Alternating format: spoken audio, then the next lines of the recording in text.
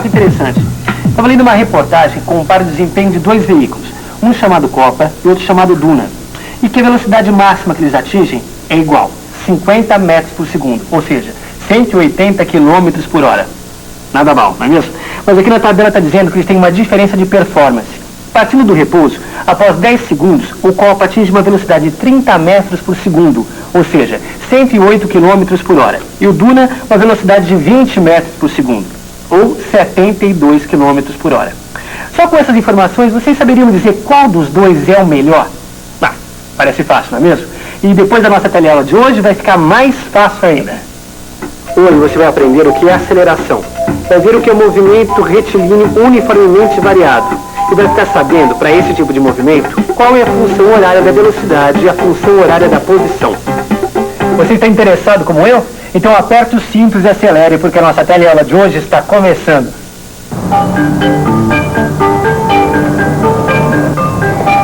Essa comparação entre Copa e Duna é perfeita para as coisas que a gente vai estudar hoje, Rosinha. Eu só quero entender direito como foi feita essa comparação. A velocidade máxima eu entendi. Mas esse negócio de velocidade depois de 10 segundos é meio confuso. E você, entendeu? Então presta atenção porque isso precisa entender. É o seguinte, os dois veículos estão parados. Então quer dizer que a velocidade deles é igual a zero. Daí o juiz dá o sinal e dispara o cronômetro. Os dois estão numa pista reta. Então os dois veículos arrancam. Depois de 10 segundos, os veículos atingem velocidades diferentes. Um atingiu 30 metros por segundo e o outro atingiu 20 metros por segundo. Agora eu entendi. Muito bem. Só que nessa história existem dois fatos muito importantes. Logo depois da largada, a velocidade dos veículos deixou de ser nula. Quer dizer, no movimento desses veículos, houve uma variação de velocidade. O segundo fato importante é que no mesmo intervalo de tempo, 10 segundos, os dois veículos atingiram velocidades diferentes. Peraí, você está relacionando duas grandezas, a variação de velocidade e o tempo gasto nessa variação, é isso? Exatamente. A velocidade do Copa variou de 0 a 30 metros por segundo. E a velocidade do Duna variou de 0 a 20 metros por segundo. Isso nos mesmos 10 segundos. Tudo bem, a velocidade de cada veículo aos 10 segundos a gente sabe. Mas o que acontece com a velocidade a cada instante? Boa pergunta, Rosinha. O que acontece com a velocidade dos veículos a cada instante? Vamos pensar um pouco? Vamos pensar um pouco. Deixa eu ver. Para responder essa pergunta, é preciso ter uma tabela com os valores marcados nos velocímetros dos veículos em vários momentos do teste. Aí está a resposta. Tanto a velocidade do Copa como a do Duna vão aumentando conforme o tempo passa. E olha só, depois do instante zero, a velocidade do Copa é sempre maior. Quer dizer, o Copa arranca mais rápido. Você sabe como é que se chama essa grandeza que relaciona a variação de velocidade e tempo? Aceleração. Variação da velocidade com tempo é aceleração. Muito bem! Parece que está na hora da gente conhecer uma nova grandeza física. Uma grandeza que relaciona a variação de velocidade e o tempo. É isso mesmo. Está na hora da gente conhecer a aceleração.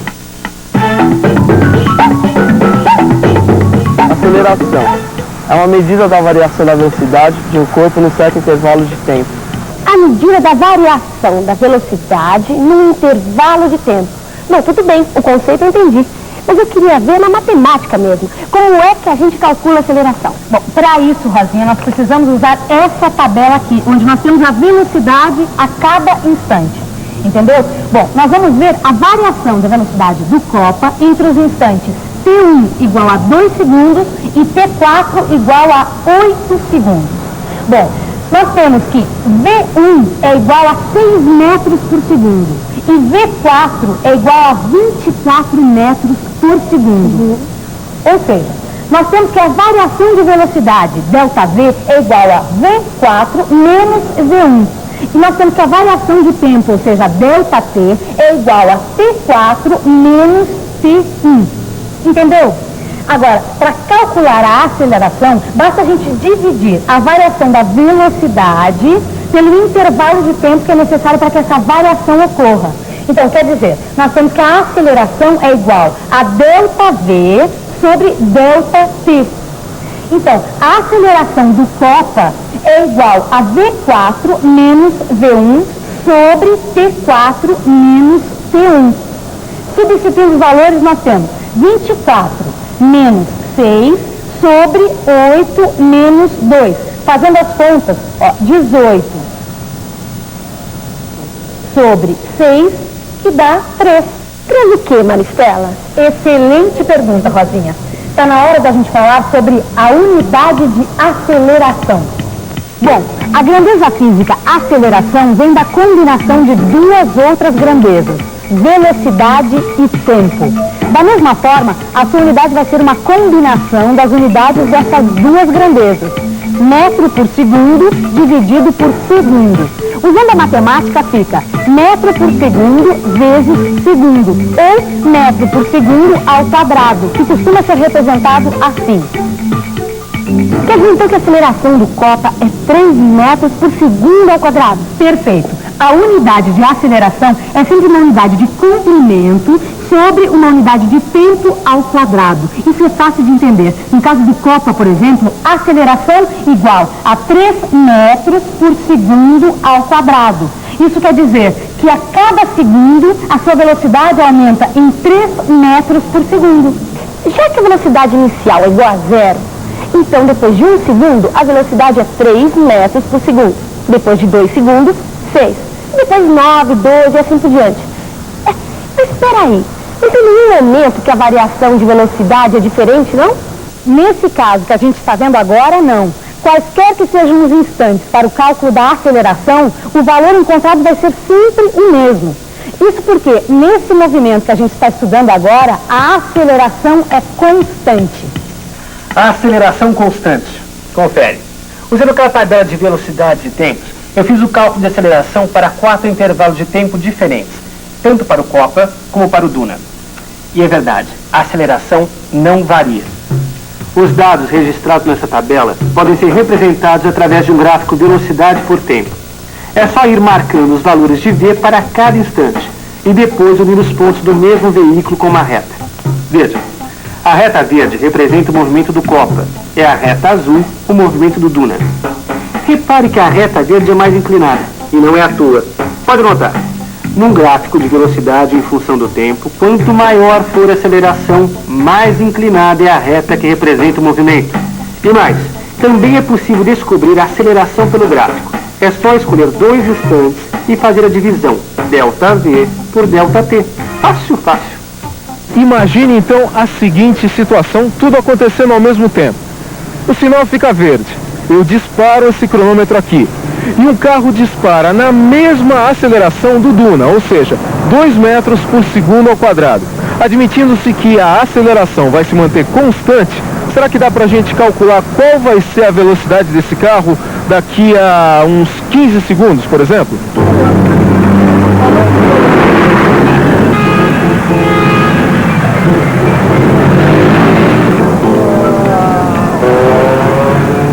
Segundos. E aí, dá pra gente descobrir que velocidade está aquele carro agora? É claro que dá. É só a gente usar a função horária da velocidade para esse tipo de movimento com aceleração constante. E para descobrir essa função é muito simples.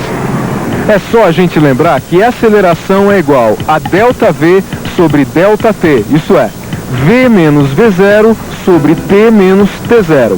Considerando por conveniência T0 igual a 0, fica V menos V0 sobre T. Multiplicando V menos V0 é igual a A vezes T. Passando o V0 para o outro lado com o sinal trocado, a gente chega à função horária da velocidade. V é igual a V0 mais A vezes T, onde V0 é a velocidade inicial, isso é, a velocidade na hora em que o cronômetro é disparado. E A é a aceleração, que nesse tipo de movimento é uma constante. E agora a gente já pode responder aquela pergunta: qual é a velocidade daquele carro depois de 15 segundos? Como o carro estava parado na hora em que o cronômetro foi disparado, então V0 é igual a 0. A aceleração A é igual a do Duna, 2 metros por segundo ao quadrado. E o t é igual a 15, que é o instante em que a gente quer saber a velocidade. Agora, é só substituir os valores da função horária da velocidade. Fica assim, v é igual a 0 mais 2 vezes 15, que dá 30. Ou seja, depois de 15 segundos, aquele carro vai estar a uma velocidade de 30 metros por segundo. Essa velocidade está muito alta. Vamos dar uma parada e entender isso direitinho. Na última teleaula, a gente estudou o movimento retilíneo uniforme, aquele movimento em que a velocidade é constante, que é o caso do movimento dessa gota. Agora a gente está estudando o movimento também retilíneo, só que a velocidade varia. Esse movimento não tem nome, não? É claro que tem. Como a aceleração é constante, a velocidade varia sempre da mesma forma. Por isso, esse movimento se chama movimento retilíneo uniformemente variado. Eu me lembro que no movimento retilíneo uniforme, a gente podia prever a posição da gota a cada instante. E no movimento retilíneo uniformemente variado, isso também pode ser feito? Pode, mas para isso a gente tem que conhecer a função horária da posição para esse tipo de movimento. Você quer saber? Então lá vai. X é igual a x0 mais v0 vezes t mais meio a vezes t ao quadrado. E não precisa se assustar que todo mundo aqui é conhecido. O x0 é a posição inicial e o v0 é a velocidade inicial, quer dizer, a posição e a velocidade no momento em que o cronômetro é disparado. E o a é a aceleração.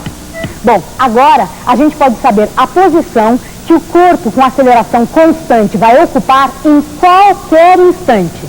É verdade. Olha só, eu já calculei a posição que o copa vai estar depois de 10 segundos. Para facilitar, eu escolhi como origem do eixo das posições o ponto de largada. Então, x0 é igual a 0.